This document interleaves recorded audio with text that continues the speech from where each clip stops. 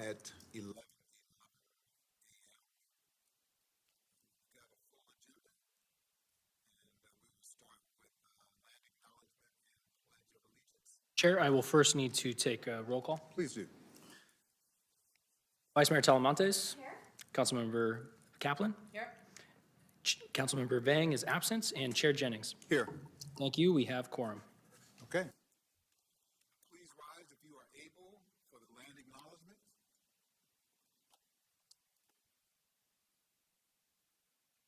In honor of Sacramento's indigenous people and tribal lands, to the original people of this land, the Nisenan, the Southern Maidu, the Valley and Plains Miwok, the Patton Witten, and all the people of the Wilton Rancheria, Sacramento's only federally recognized tribe.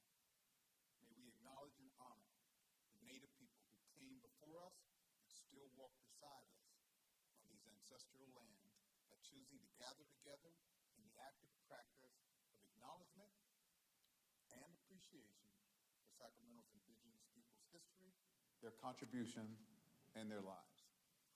Please join me in the salute to the flag, to the Pledge of Allegiance. I pledge allegiance to the flag of the United States of America and to the republic for which it stands, one nation, under God, indivisible, with liberty and justice for all.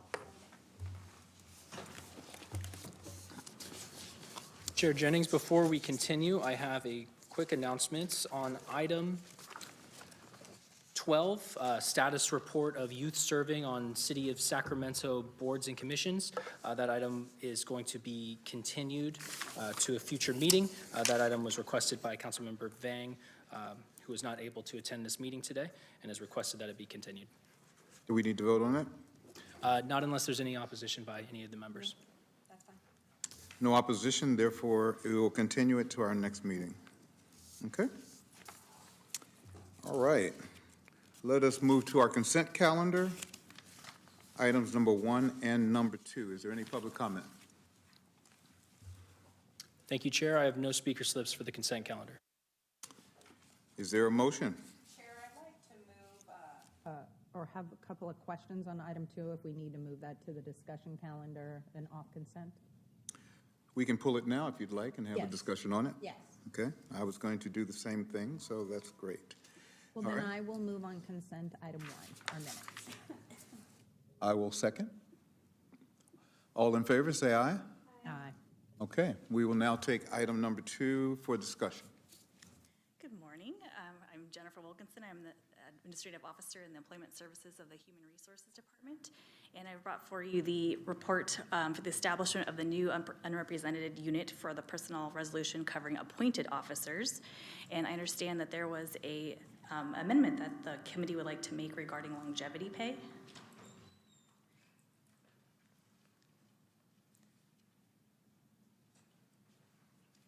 Oh, so if you'd like to make that amendment, then if you could please state into the record what you would like that amendment to be, and then HR would make that adjustment, and then we would go ahead and bring that forward to the council, which is scheduled for next week on February 3rd. So my understanding is it will not come back here, it will go straight to the council. Unless the committee would like it to come back here again. Okay. Is there any committee member that desires that it come back here first or straight to the council? I have a couple questions. Okay. I don't have you up, so. I'm a nobody. Okay, all right. I'm 1. You are somebody in my eyes. Member Kaplan. Thank you, Chair. You know, I think it's important for the public that this is something new, council directed, but I need to understand as we create a new unrepresented unit covering our appointed officers, my concern is that they will be lumped all the same. If we're creating a new unit, which are officers, we should negotiate and have discussions with individually. It shouldn't be just because one got 5%, they all get 5%. Can you describe why we would be creating a new unit, and are they going to all be lumped together for the purposes of negotiations? For the establishment of the new unit is for clarity and transportation. Currently, all of the council-appointed officers are together with the unrepresented resolution, which also includes director heads and other employees that are appointed by the council-appointed officers and other department heads, sorry. And so it's just for transparency and clarification that we're going to separate those that are appointed by the council. And then as far as salary goes, council would still have to make determinations on what different classifications are being paid. So if there was, it wouldn't necessarily mean that they're all going to be lumped together if there was a 5% increase. If we wanted, for example, to appoint the treasurer a 5% increase, it could be voted out separately as well. So they wouldn't necessarily be lumped together for salary purposes by creating a new unit. I would really like to make it clear, because if it's not clear and we're putting something in writing, I think that amendment needs to be put in place, that all salary negotiations shall come individually to council for consideration for appointed officers. I think it is unacceptable that they are the highest paid. Each job is completely separate, and in my opinion, they should not be considered or compared with city employees. They should be compared with like treasurers to treasurers, city clerks to city clerks, city attorneys to city attorneys. So it would be very disconcerting to me that we'd create this unit and they get treated kind of as the same, and not that they need to be looked at separately. So I would like, if you're amenable, Chair and Councilmember Talamontes, that we make it very clear that if items related to salary negotiations come to council, that they must be taken separately. We can highlight that in the Individually. council report for next week, yes. So therefore, the entire council would have an opportunity to weigh in on this as we go forward. Yeah. I can support that. Good. Questions? All done? And then what was your amendment, Chair, that you wanted in? This was the amendment to item number 2, to pull the item for further discussion for the same thing that you just talked about. By the way, we did not talk, so I did not. Longevity item that wanted to discuss. Okay. Yes, you can make a recommendation for the longevity, and then also if you could let us know when you would like that to be effective. If this moves forward to next week and the resolution is approved, would you like that effective date for the longevity be the first pay period following council approval? So explain to me a little bit more. Are we adding in that appointed officers are eligible for longevity? That would be, I'm waiting. I for think which that's the recommendation part you'd of the like. discussion that I'd like to have as a council. Okay, so I think the item that we want to add in actuality is the discussion of longevity. I don't think we want to put in a preference No. one way or another. We need to have that when it comes to council, the discussion of should longevity be considered for appointed officers. Sorry, for next week. Okay.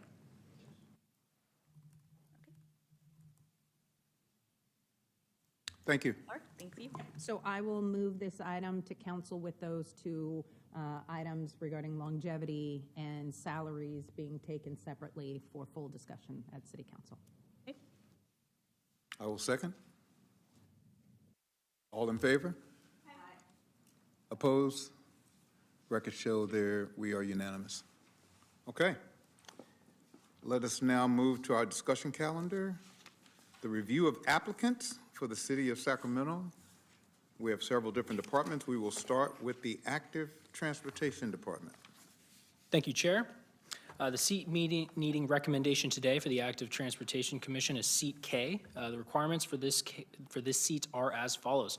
A member who must have an expressed interest or demonstrated history of community involvement or interest in walking, bicycling, or rolling issues, and is at least 16 years old and not older than 22 years old at the time of appointment.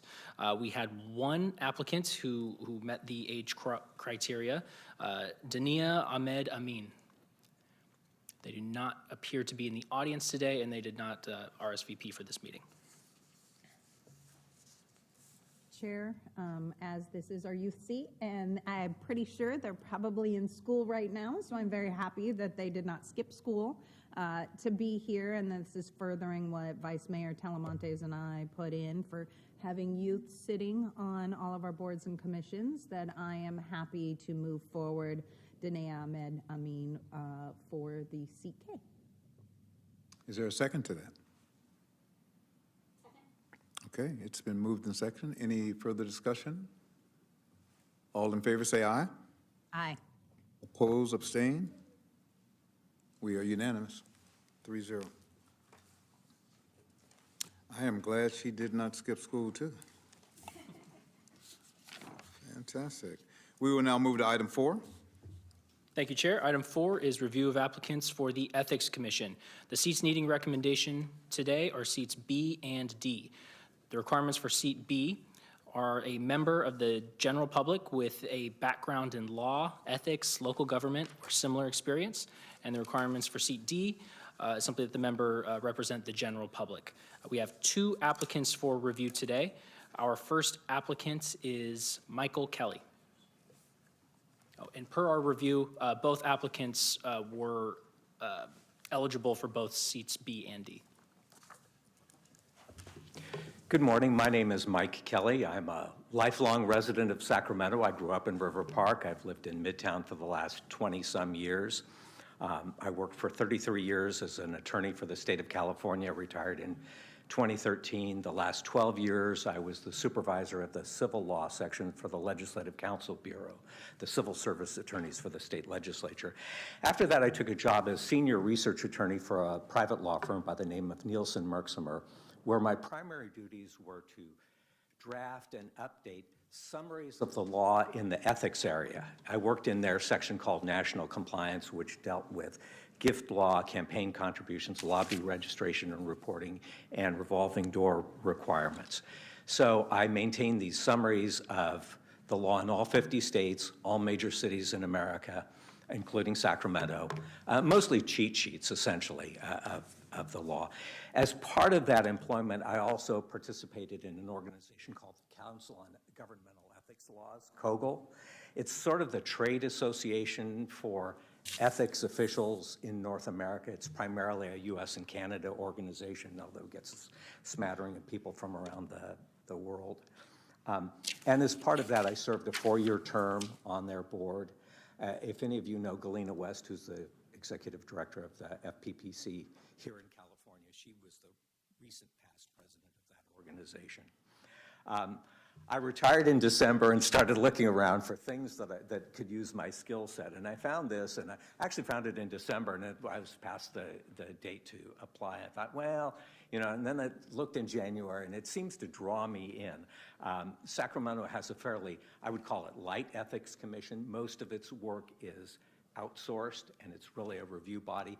But nevertheless, I'd simply like to offer my perspective, and I'm happy to answer any questions you may have. Thank you, sir. Thank you for being here today. Our next applicant is Macau Tao. They do not appear to be in the audience today.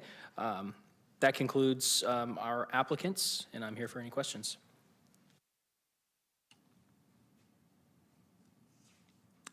Chair, thank you, Mr. Kelly. As also a member of the bar, your background is fairly illustrious, and you might be drafted, if finally approved, to actually do some of the teachings at the Ethics Commission that we've been looking for, and it's another way I think we can make it a little stronger than just a pejorative body. So I am happy to appoint Mr. Kelly to seat B, and I read through Mr. Tao's background, and I think their youth will be welcomed on the Ethics Commission as they see things a little differently for seat D.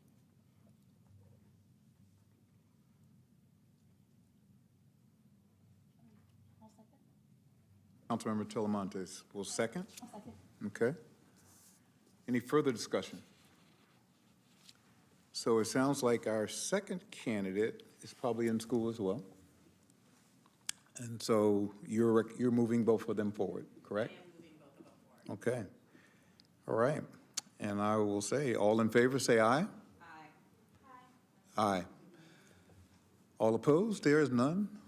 And no abstentions. So that moves forward 3-0. Okay, we will move to the next one. Before we do that, I just want to let everyone know when you come up to the microphone and speak, it's a 2-minute limit. And We're going to try to hold you to that. I know you have a lot to say, and we could be up here longer than that and should be up here longer than that probably, but it is a 2-minute limit, and I didn't say it earlier, so I want to say it now so that everybody understands the 2-minute, and then we'll ask you questions that'll give you additional time. Okay? Thank you, Chair. Our next item is item 5, review of applicants for the Parks and Community Enrichment Commission. The seat needing recommendation today is seat K. The requirements are as follows. A member who must have an expressed interest or demonstrated history of community involvement in parks and community enrichment and is between the ages of 16 and 22 years old at the time of appointment. We have 2 applicants for review today. Our first applicant is Morgan Flournoy.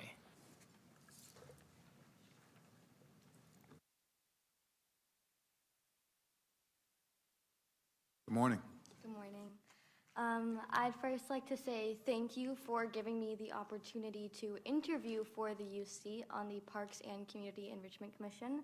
To start off, my name is Morgan Flournoy, and I am a high school junior from District 1, born and raised in Sacramento.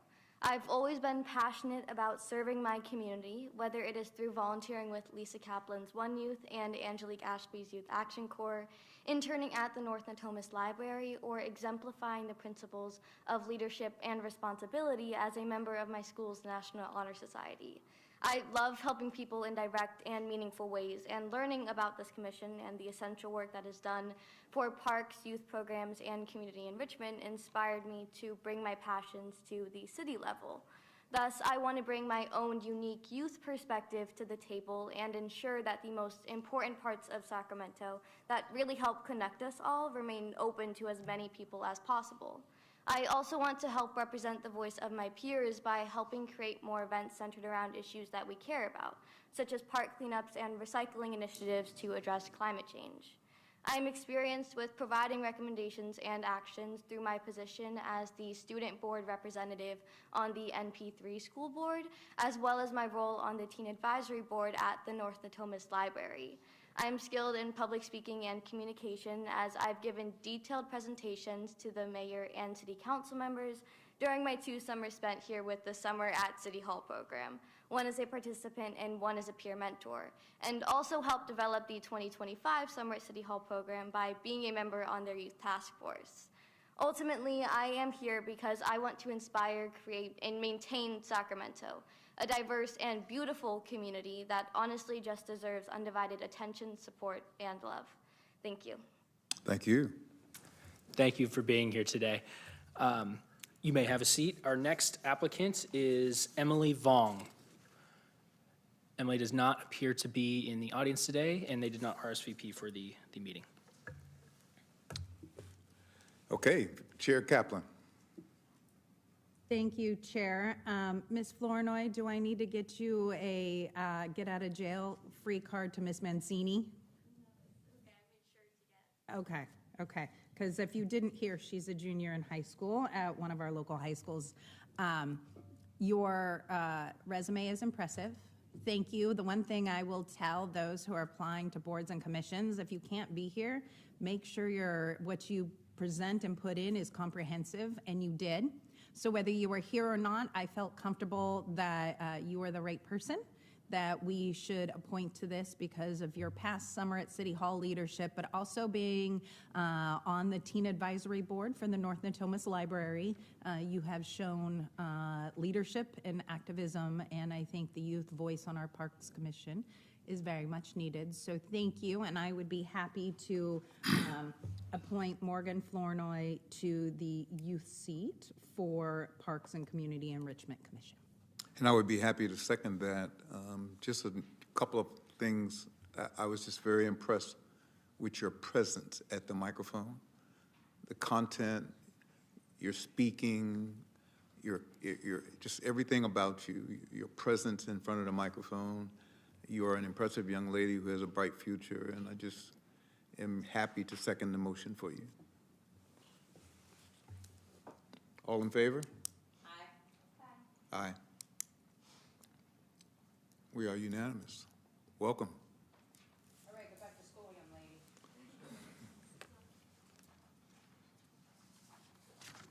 Our next item, item 6, review of applicants for the Compensation Commission.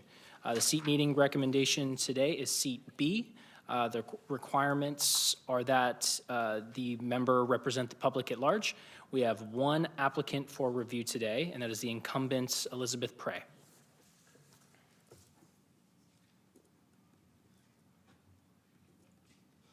Good morning.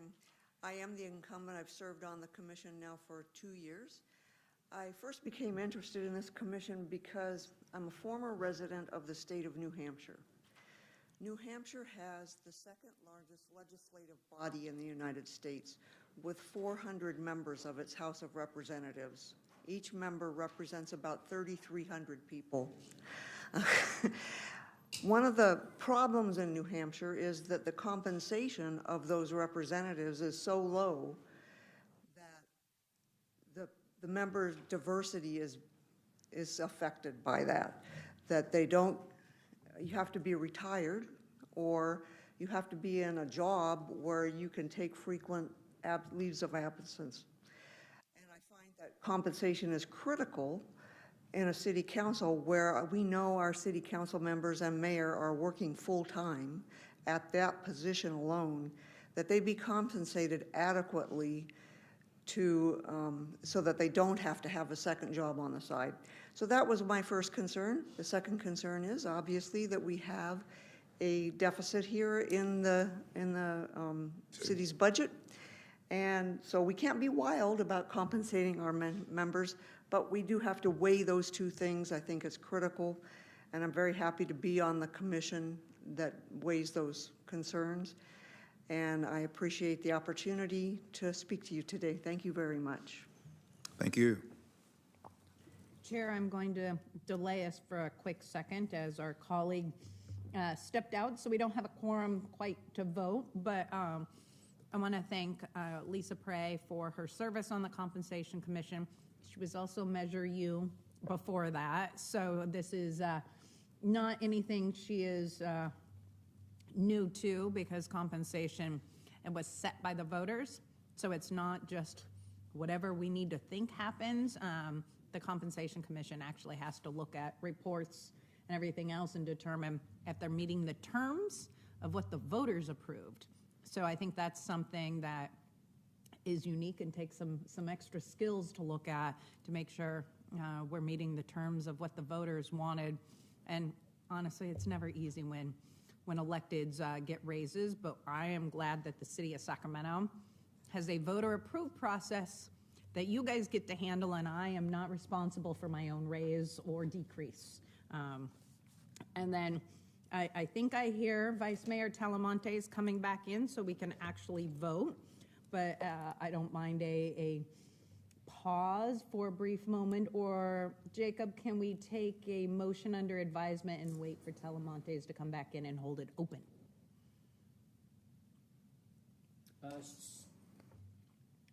Why don't I ask a question of the candidate, and that way we don't have to do that. Sure. So my question to you was, you spent the last 2 years on the commission. I want to know, what do you think your greatest accomplishment was to the commission and to you and with your peers? And then I also have a second question that says, what more do you want to do in your next term if reelected? Okay, thank you. Thank you for that question. It's really good. The first year I was on the commission, we voted not to increase any of the salaries of the mayor or city council. Part of the reason behind that was the deficit. The second year I was on the council, it seemed that the commission rather, it seemed that we came to the realization that that was a mistake. That we had fallen so far behind comparable cities in how we were compensating our members and mayor. In fact, of the basket of 10 cities that we received as comparable from city staff, our mayor was the lowest compensated of any of those 10. So we realized that we needed to make sure to increase the pay, just because we want to attract highly qualified candidates.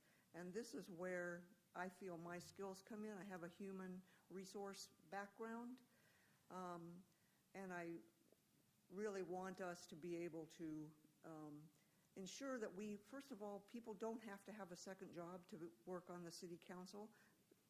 I think you could if you wanted to, but you'd have to be super person.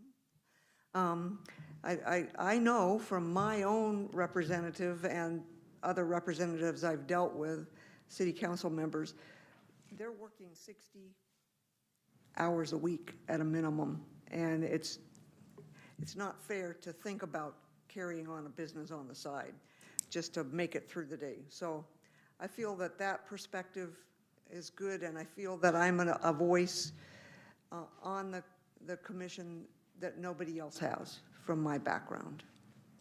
Thank you very much. Well, then I will move Lisa Prey I will move Ms. Prey for reappointment to the seat on the Compensation Commission. I will second. No, it was seat B. Fantastic. I will second. I have a first and a second. All in favor, say aye. Aye. Opposed? None. And abstain? None. So welcome for another 2-year term. Glad to have you. All right. Our next item, item 7, is review of applicants for the Natomas Basin Conservancy Board of Directors. The seats needing recommendation today are seats A, B, and D. The requirements are as follows.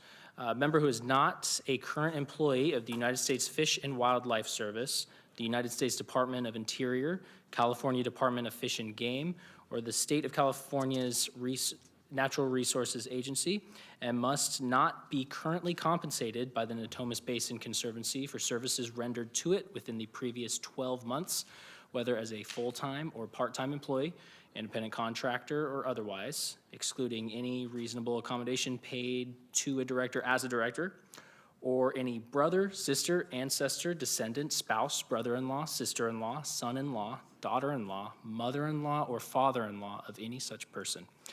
We have, on the staff report, you'll see 3 applicants. We received notification from applicant Sarah Haddon that they are withdrawing their application. So today we will have 2 applicants for consideration for these seats. Our first applicant is Melinda Doran Bradbury.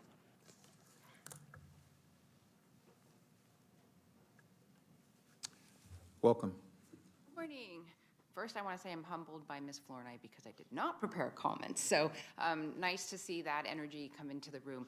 I have served a term on the board before. I have 25 years of work in the endangered species and conservation realm for the state of California. And I have served a term. I really enjoy my work. I feel like my technical expertise and my history with the HCP, and as well as living in Natomas, add value to the board. And hopefully over these next few years, with a lot of development coming in, we can make some good decisions about that conservation and keeping habitat available for the species that we're here to protect in Sacramento. So, and I'm happy to answer questions. Thank you. Any questions? Thank you. Our next applicant is Patrick Huber, and they notified our office that they would not be able to attend due to a work conflict. So that concludes our review of applicants. And I should note that applicant Melinda Doran Bradbury is the incumbent for seat D, and that Patrick Huber is the incumbent for seat A. Okay. Vice Chair Kaplan. Thank you, Chair. I just want to clarify, because questions came up through the clerk's office as to the validity of the applications of Mr. Huber and Ms. Bradbury, which the first time they were appointed, I did get clarified. Somehow that got lost, and I want to personally and publicly apologize to Ms. Bradbury and Mr. Huber for going through that and receiving something from the clerk's office that said you were no longer valid to serve on the Natomas Habitat Basin Conservancy. That should have not occurred. this is a time that it is crucial with the Natomas Habitat Basin Conservancy that we have people who understand the Protected Species Act, land development, and that expertise is very much needed and welcomed, as well as the tenure. So it would be my honor to reappoint Mr. Huber to seat A, Ms. Bradbury to seat D, and keep the applications open for seat B since Ms. Haddon removed her name from consideration. I will second that motion and be more than happy to call the question if there's no further discussion. Aye. All in favor, say aye. Aye. Aye. Oppose? Abstain? We are unanimous in Patrick Huber for seat A and Ms. Melinda Bradbury for seat D. And you said you did not prepare at all. I did not. I know, but you. I do this a lot. So. and you do it well. Congratulations. All right. Okay. Our next item is review of applicants for the Sacramento YOLO Mosquito and Vector Control District. We have one seat needing recommendation today, and that is seat A. The requirements are that the member represent the public at large and be a resident of the city of Sacramento. We had one applicant for review today, Raymond Latore. However, they did notify our office that they had a conflict and would not be able to appear at this meeting. And we do have one public speaker for this item, Gary Goodman. Morning, almost afternoon, I suppose. My name is Gary Goodman. I'm the district manager for the Sac YOLO Mosquito Vector Control District. Ray has been on our board for the last 10 years. He's actually been gone through the chairs, been the president of our board as well. He brings an excellent perspective on vector control. We have a 13-member board, and we have a couple folks from UC Davis and from Yolo County that are entomologists, so understand and work with mosquitoes their entire life. Ray brings a different perspective. He's been a long resident of Sacramento, the city of Sacramento, and we're very happy to have him, so I'm just here to speak on his behalf and support his reappointment for the upcoming term. So I don't know if it's a 2 or a 4 year. I think you can do either, but up to obviously the council. So just wanted to speak on his behalf and see if there's any questions. Thank you very much. Appreciate that. The recommendation that the clerk's office is bringing forward is a 4 year. However, per the California code, yes, it could be a 2 or 4 years, so it's at your discretion. Vice Mayor Telemontes. I'm happy to move this to a 2 year for Raymond for seat A.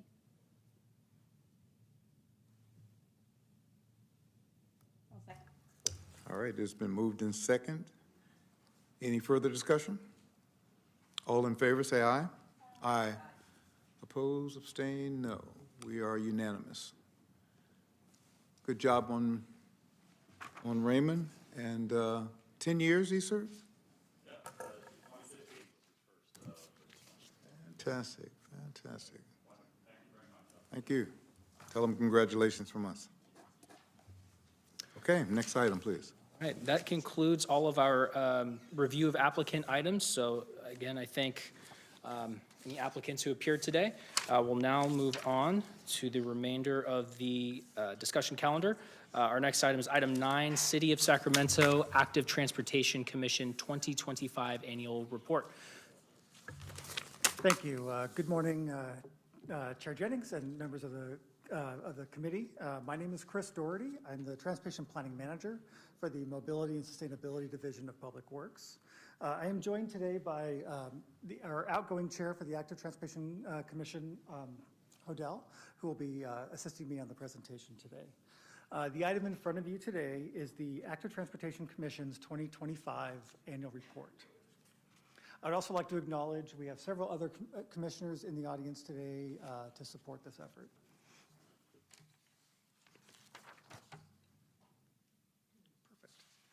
So in 2025, the ATC, as we call it, held 10 commission meetings. We take a recess in December and July, just like City Council does. And over those 10 meetings, we heard 30 items that really focus on transportation planning efforts, inputs into our corridor and project plans and designs, and input on the grant applications that the Public Works Department pursues. The active transportation has 7 powers and duties. I won't read these all out to you, but in general, the Commission's duty is to advise the City Council on all things for active transportation. Part of these duties is to make an annual report with recommendations to the City Council, and that is why we are here in front of you today. The 2025 annual report has 8 recommendations, and to go through these recommendations, I'm going to hand it off to our outgoing chair, Arlette Hodel.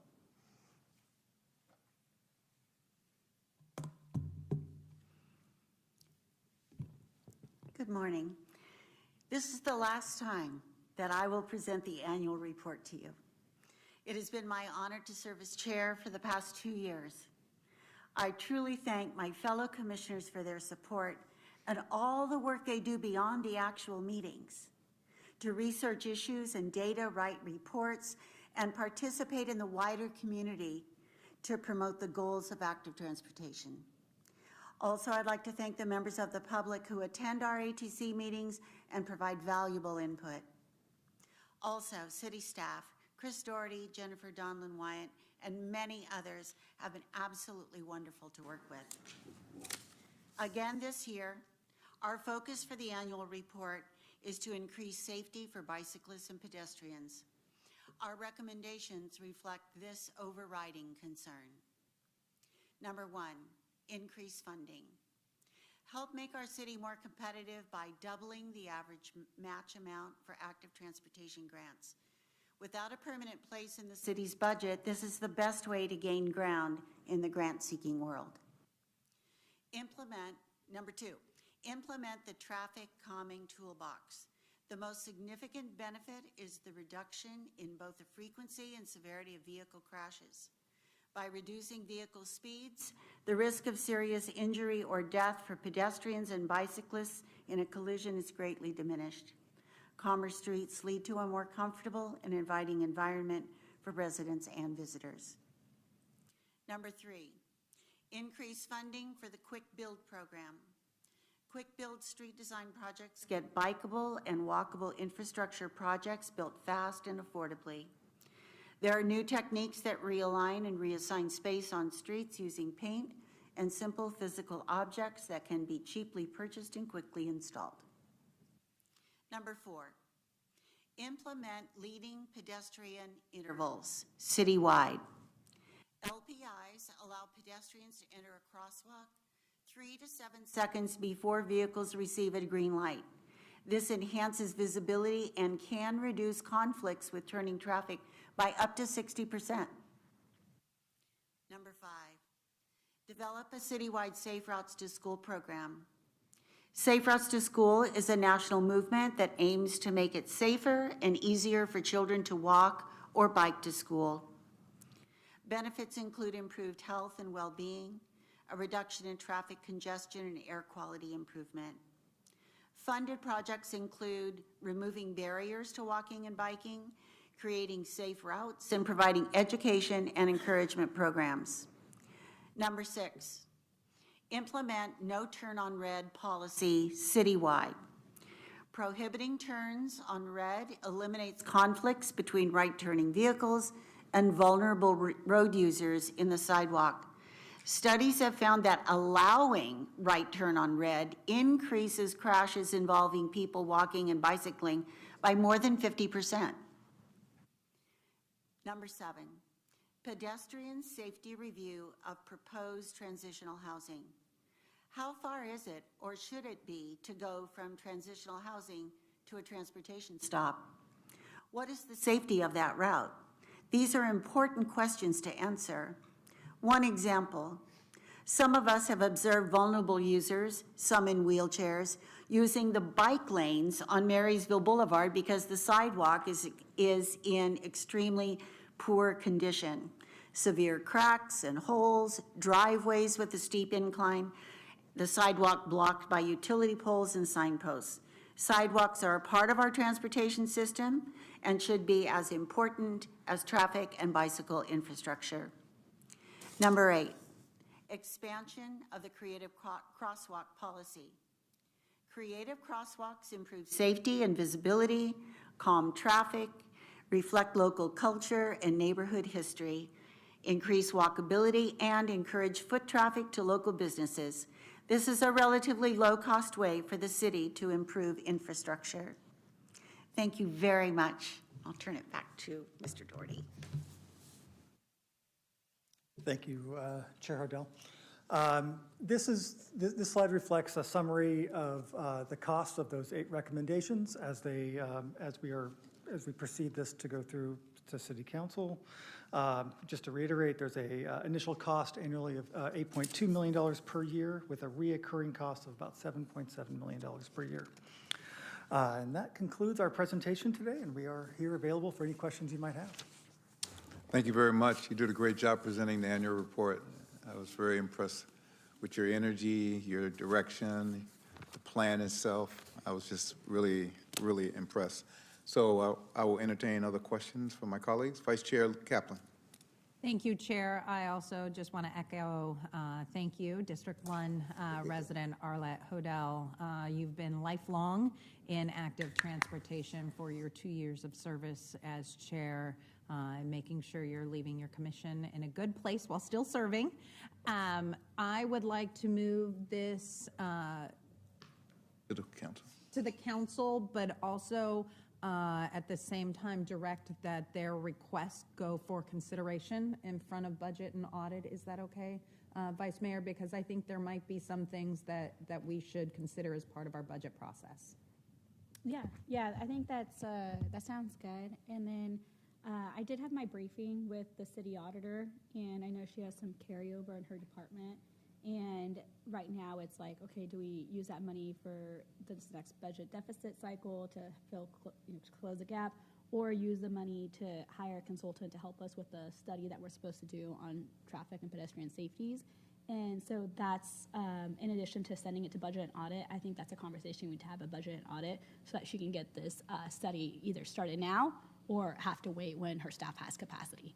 And if we want to treat pedestrian safety as a crisis, as it is, I think that we need to give that appropriate direction. So, yeah. Awesome. So I will move this plan to consideration for council approval as your annual work plan, with discussion of funding projects to budget and audit for further consideration. So I'm going to just put us on hold for a second because we do have some public comment. Okay. And then we'll look for a second to that motion. Thank you, Chair. I have 3 speaker slips for this item. Our first speaker is Isaac Gonzalez. Good morning, everybody. Thank you for listening to our report today. My name is Isaac Gonzalez. I'm the incoming chair for the Active Transportation Commission and the founder of Slow Down Sacramento. Councilmember Jennings, thank you for your kind remarks about our report. We strive very hard at the commission to get that report done promptly and early, exactly so. As Councilmember Kaplan and Talamantes says, it could be discussed in your budget cycle. We definitely want to make sure that that's included in the conversation. So we're glad to hear you echo the same sentiments about the importance of talking about it now. And just want to note that all of the money that we talk about that's in those recommendations are investments that will pay dividends multiple times over, not just on the financial side of things. That they increase opportunities for economic commerce were installed, where people who are walking and rolling can stop and buy wares and services and food at our local businesses, but also on the back end, on the human costs. The lives saved cannot be measured in dollars, but typically also, though, the money that we'll save from potential litigation by the deficits in our infrastructure also is real. So while I know you are in a difficult budget cycle situation, and I definitely wouldn't want to be up there making some of the tough decisions that you are making right now with these cycles, just know that this is good money to be spending and investing in the city of Sacramento, and it makes Sacramento a better place for everyone. Thank you very much. Thank you for your comments. Our next speaker is Donald Gibson. Welcome. My name is Donald Gibson. I serve on the ATC for District 3 and the incoming vice chair. I just want to first thank you all, Councilmember Kaplan and Vice Mayor Talamontes, for looking to advance this report for budget and audit and using any funds we already have to begin expediting some of these studies. So first of all, thank you all for in advance. Normally at the ATC meeting at the end, I end on a somber moment to acknowledge those people who were either rolling, riding, or walking who lost their lives since our previous meeting. Sadly, there's something after every meeting pretty much, and it's usually the same streets over and over. But instead of dwelling on that, I just want to focus on positive. Positive is I think you all as city leaders really recognize that this is a critical thing that we all need to work on, and we can solve these solutions. There are solutions here. Our report this year is focused on things that we know enhance safety. As Chair Hodel mentioned, there's a lot of these things that will save lives.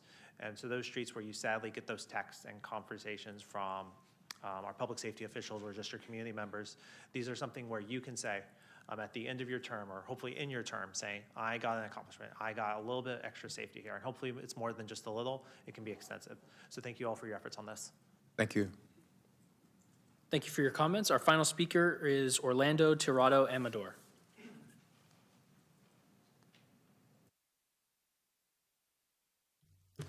Hi there, my name is Orlando Tirado Amador. I'm here today to give you my perspective as a cyclist who commutes from North Natomas to Midtown and beyond the city and uses public transit.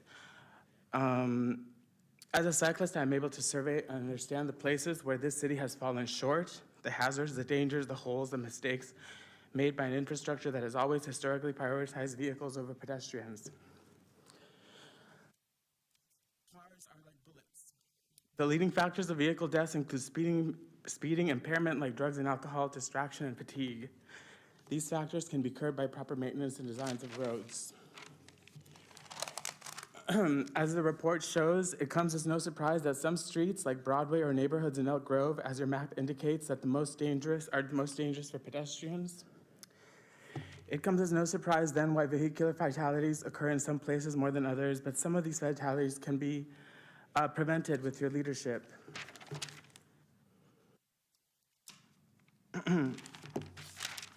Take, for example, the case of Ray Reyes, a 19-year-old ROTC member who was killed by a drunk driver while he waited for the bus at a bus stop at Del Paso Road and El Centro in North Natomas, just a few blocks from where I live.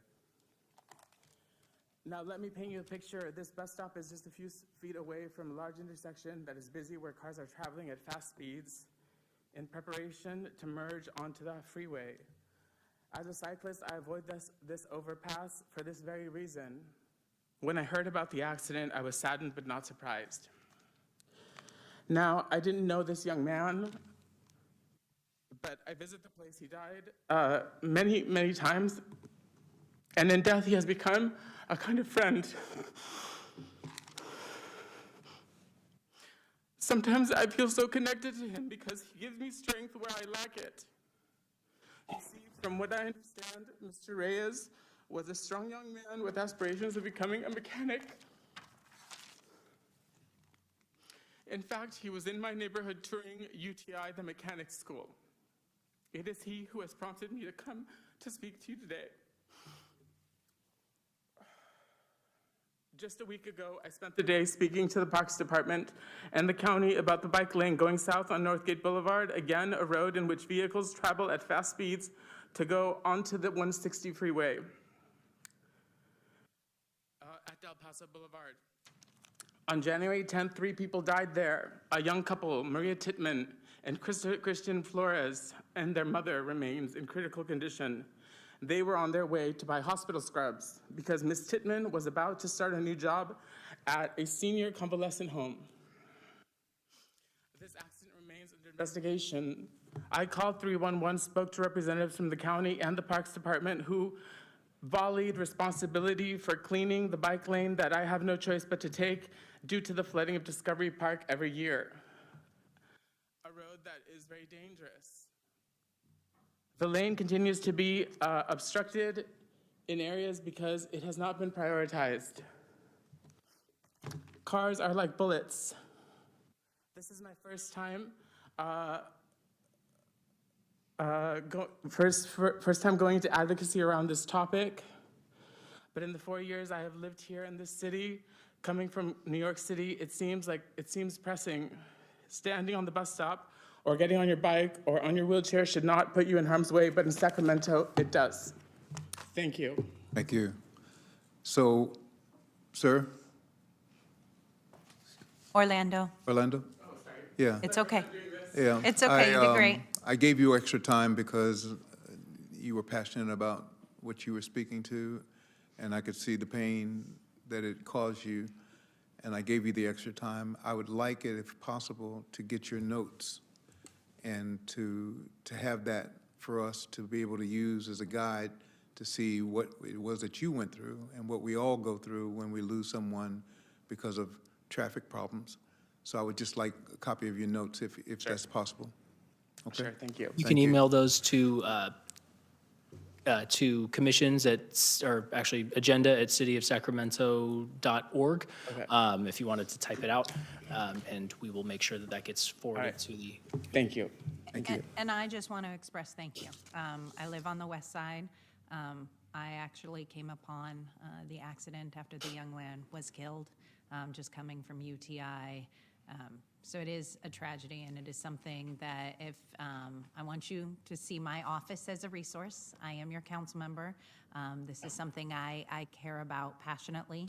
In '24, we had 2 grandpas killed on Club Center because of inattentive driving, and these are just examples. Like you feel it, people are feeling it every day, and it is a priority for our city.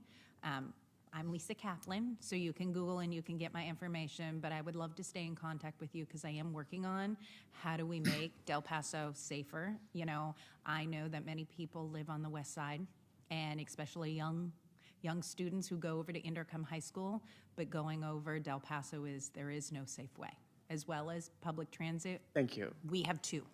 And I have been working with Sacramento RT because people in North Natoma should have a safe way to get downtown other than riding their bike on dangerous streets. Thank you. It's a passion of mine. I want to say thank you because I know you rode your bike down here today. That's right.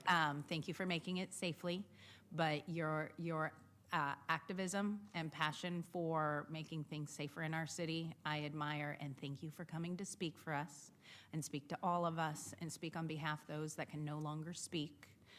But I'd like to also help you make sure that I can show you how you can get involved and help me make a difference because it's the we that makes the change, not the I. Thank you. So thank you. I appreciate that. All right. Is there any other direction that we want to give regarding the annual work report and work plan? Motion's on the table. Can I ask one clarifying question on the motion? Would you like us to go to the Budget Committee in advance of the City Council, or? Well, it can be 2 separate because this is their annual work plan that we're just pushing forward. And then for the budget requests, they can come in the normal order that they come. I think we should come before the budget gets adopted, just see if there's any flexibility. Well, but it's 2, because their annual work plan, every single one of the commissions are going to come with their annual work plan. They're going to have requests that I think it should just come to council for adoption. But their requests, if they're budget related, I don't want to hold up their annual work plan that they're working on because they have requests in them. That it's like, I want it to be seen as 2 separate items. Like the plan comes to council, so that's public. And then the budget requests, it's not like we're approving the budget requests, but the budget requests go. But I added the city auditor. And yeah, and that'll go to budget as well, because that's for you guys to determine and then bring to the full council, because that's related to money. This is mostly, they have a plan and it's policy, and they've got requests, but requests always go through you guys in budget and audit. Okay, then we'll do 2 separate ones. We can take the plan directly to city council, but my request, because I mean our commission doesn't know about the city auditor's budget and her carryover, I want to make sure that it gets used so we can start the study right away. So send that to budget and audit so that we can get agendized and move forward. I will do. Thank you. Jacob Redberg's clerk's office, just to pardon? Oh, sorry. Just to clarify the motion is to approve and forward the 2025 annual reports and 2026 work plan to the city council and forward the recommendations that you stated to the Budget and Audit Commission regarding funding projects. Correct. Thank you. Okay. And there's a second to that? Been moved and seconded? I'm a second. Okay. Moved and second. All in favor? Aye. Oppose? Abstain? We are moving forward. Thank you. Thank you, everyone, for coming with that. Next item. Our next item is item 10, City of Sacramento Parks and Community Enrichment Commission 2025 Annual Report and 2026 Work Plan. And I believe we do have a staff presentation. They're on their way up now.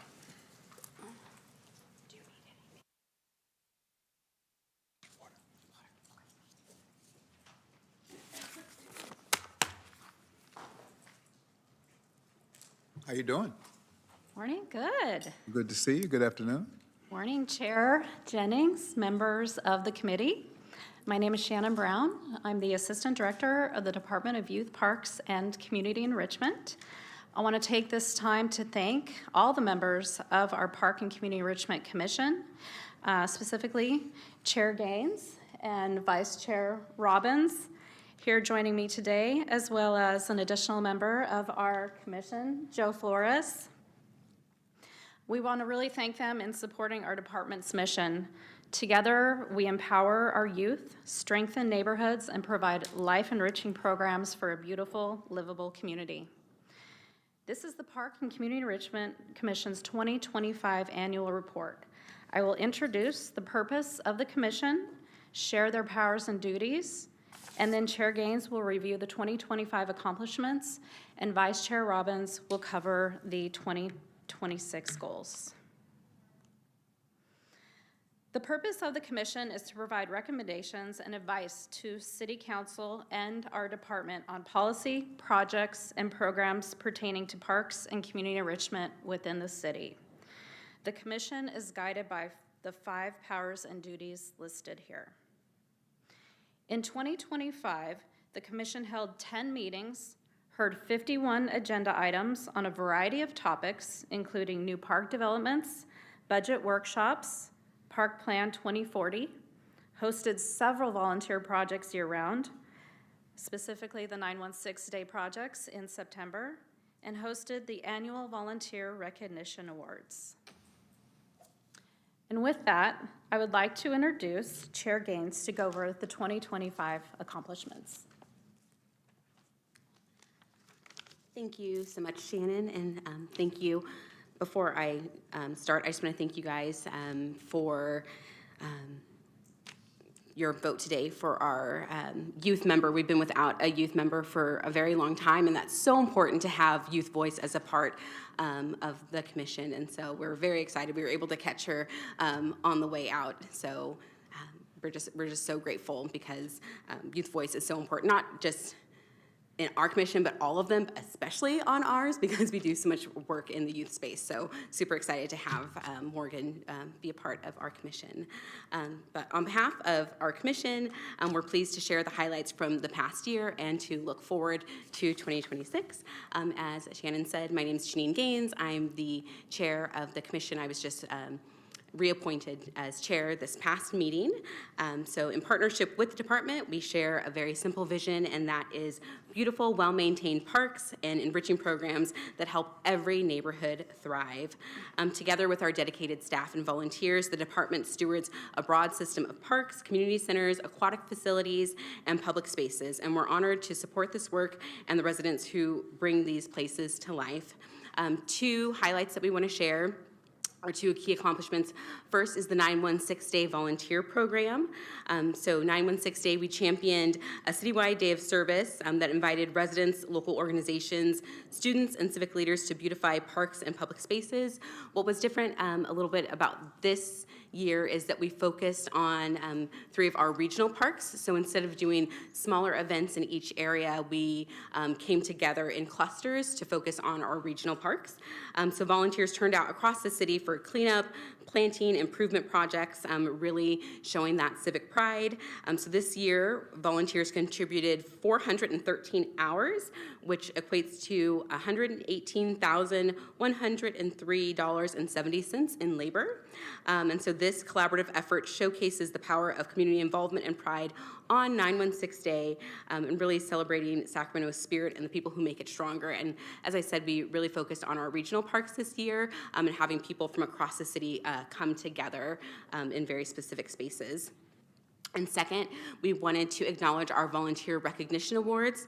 And so this is part of our ongoing mission to foster community involvement and recognizing several outstanding volunteer individuals and groups. And so what's really exciting about this program is we're able to recognize volunteers not just who are supporting the parks, but who support our youth, who support community enrichment from throughout the city.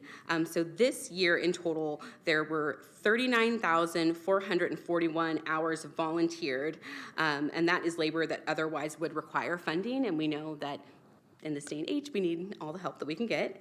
And so looking at the value at the rate provided by the independent sector at $43.90 per hour. That equates to an estimated $1,731,459 in economic impact, which really highlights the vital roles that our volunteers play in maintaining and enhancing, what we're doing here in the Parks Department. So we're really just excited to have the opportunity to bring all of our volunteers here to City Hall and to be able to celebrate them with their friends and family. So it's really exciting to have them out here in December. So those were two key accomplishments that we wanted to highlight. And now it's my honor to introduce our new vice chair. He was just voted in at our last meeting in January, so it's been a week and a half.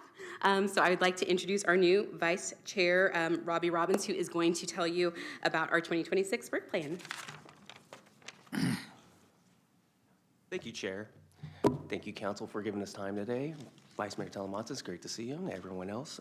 As she said, my name is Robbie Robbins. I am the new Vice Chair of YPSI over here, and we're just going to jump right through it. As we look forward ahead of the coming year, the Commission remains committed to strengthening partnerships that drive our work and furthering efforts and ensure equitable access to the city parks and recreational resources. The Commission has chosen to focus on the following three goals. A, support equity, transparency, and park improvements. To advance equitable parks and community enrichment by engaging our neighborhood associations and park other user groups to identify needs and issues that help ensure inclusive, accessible, recreational places for all Sacramento residents. B, we're going to formalize 916 process a little different. As usual, we bombard September 16th and we have 1 million events. Now we're going to celebrate throughout the year. So everything that we do throughout January to December, we will celebrate as a celebration of all things 916 as volunteerism, as this was voted in 2018. The current chair, the former chair, Flores over here, voted to make that happen. And C, expanding fundraising and public-private philanthropy and parks and community enrichment. The Commission will work to enhance funding sources for parks, recreation, and community enrichment incentives.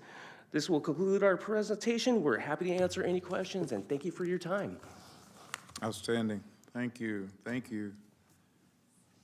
I'm trying to get my page up.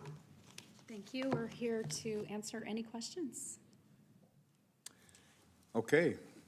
Vice Mayor Talamantes. I don't have any questions, but I will say that the Parks Commission is one of the most engaged, active Parks Commissions I've ever seen. And I think that every single commissioner just does such a good job in their district, getting to know the people, planning events, and truly just being a third partner to our Parks Department and us as mayor and council. And so just thank you, all the commissioners, for all the work that you do in making Sacramento greener, more beautiful, more climate change friendly, cleaner air, just everything that you do. Thank you so much for the work that you do. I'm happy to move this recommendation. I'll second. It's been moved and seconded. I, too, want to just thank you for all the work. Our parks are well-maintained, and they're beautiful. Our volunteers are probably the highest that we've had in many years, and so we continue to increase in volunteerism and people who want to be out there to make it a better city for all. And so I just really want to congratulate you and recognize you on the work that you've done. And 916 Day has taken it to a whole new level. And so I'm really excited that what do you call that drone that young man has flying around? Yeah, I was convinced that you were going to come in here with 1,000 pictures but I know we can see those at any point in time, and I think we should at some point in time have a show for the entire council to be able to see all the great things that are going on in our parks all over Sacramento. So again, congratulations. Chair, before we vote, can I clarify that the motion is for option 1 to forward the annual report and work plan to City Council for review? Yes, sir. Thank you. That is made, motion has been made, it's been seconded. All in favor, say aye. Aye. There is no opposition and there is no abstentions. So congratulations and thank you so much. Thank you, Council. Thank you. Next item, please. Next item is item 11, City of Sacramento Planning and Design Commission 2025 Annual Report.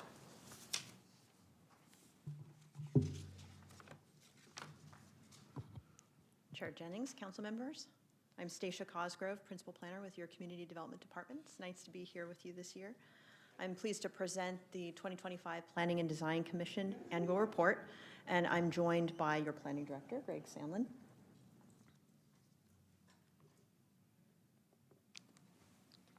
Planning and Design Commission was established in 2012. It's comprised of 13 members, 9 of which are recommended for appointment by each member of the City Council and the Mayor, and 4 recommended by yourselves, the PMPE Committee. The Commission's been granted the authority to carry out state planning and zoning law, and what that means is that it's in charge of implementing the Planning and Development Code related to zoning and design review. And this includes the authority to approve, conditionally approve, or deny a whole host of different planning permits, or entitlements as we call them, which typically include conditional use permits, site plan and design review, tentative maps to subdivide land, or plan unit development amendments. The Commission makes recommendations to City Council on legislative change requests, including rezones, development agreements, general plan amendments, code and policy amendments, and is responsible for hearing any appeals of decisions that are made at the director level. In sum, the Commission held 17 meetings in 2025. The work was divided roughly evenly between private development project applications and policy items. It heard 1 appeal from the director level in 2025 and worked on 13 items that are part of the Planning and Zoning Work Program.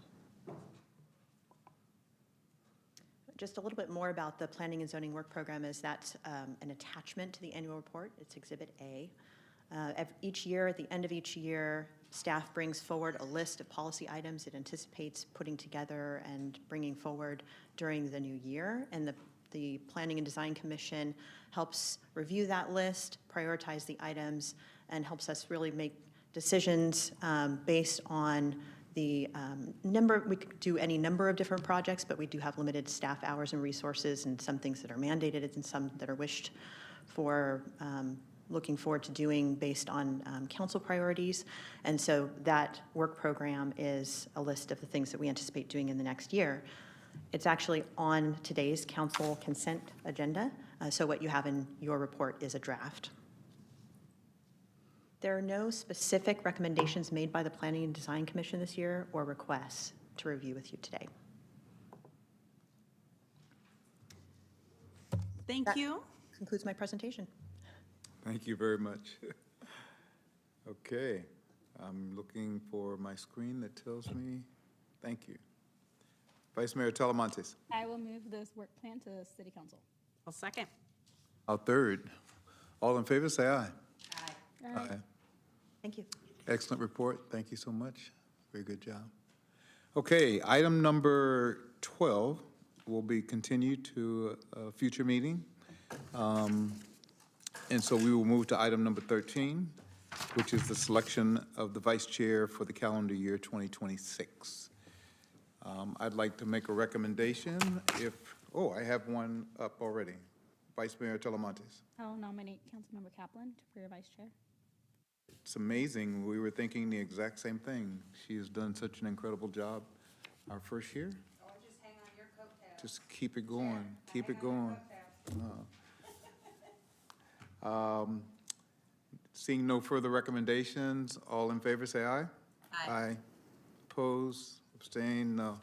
It is unanimous. And for the record, you seconded that motion. I did, yes, I did. All right, thank you. Absolutely. Okay. Way to move along agenda, Chair. I didn't think we were going to get through this. Hey, look But, at that. but we've cleared out the room with the exception of one individual And we kept our attorney. who happens to be my intern in my office, Kyra Swihert. I think I'm saying it right. Close, she said. And I don't know if she wants to say anything or not. Could